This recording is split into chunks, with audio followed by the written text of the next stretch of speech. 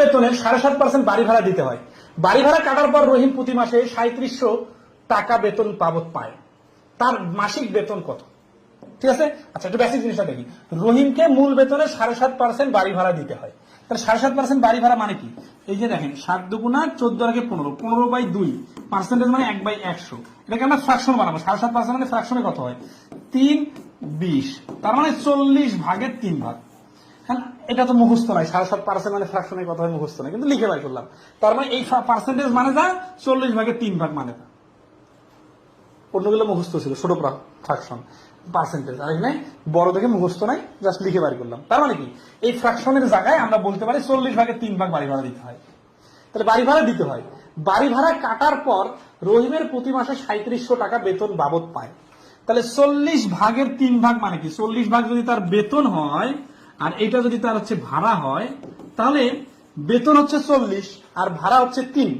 তাহলে 40 টাকা বেতন পেলে 3 টাকা ভাড়া দিয়ে দেয়। তাহলে থাকে কত টাকা? থাকে 37 টাকা। এই 37 ভাগের মান সমান সমান 3700 টাকা। তাহলে উত্তর কি চাইছে? তার মাসিক বেতন কত? তাহলে 1 ভাগের মান হবে 100 টাকা আর 40 ভাগের মান হবে 4000 টাকা। পয়েন্টটা ধরতে পারছেন কিনা বলেন। আর যদি না বুঝেন তাহলে তো সোজা রাস্তা আছে। 7.5% 100% থেকে 7.5% বাদ দিতে হবে। তাহলে হবে কত? তাহলে হবে 92.5%। 92.5% এর ভ্যালু 3700 টাকা। তাহলে 1% এর ভ্যালু আর 100% ভ্যালু।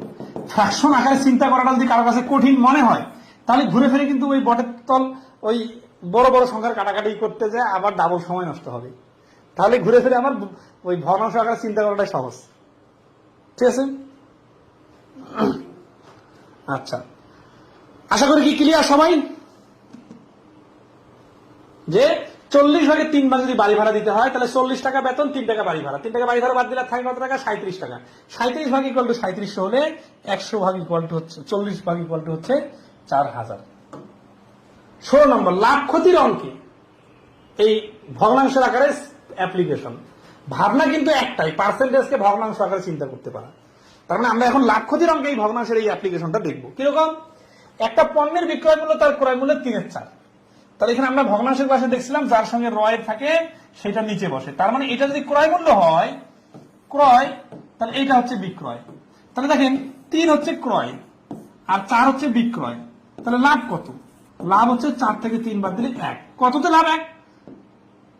3-1। কারণ সবসময় লাভ ক্ষতি হয় ক্রয় মূল্যের উপর। তাহলে 3 টাকায় 1 টাকা লাভ মানে সরাসরি লাভের পার্সেন্টেজ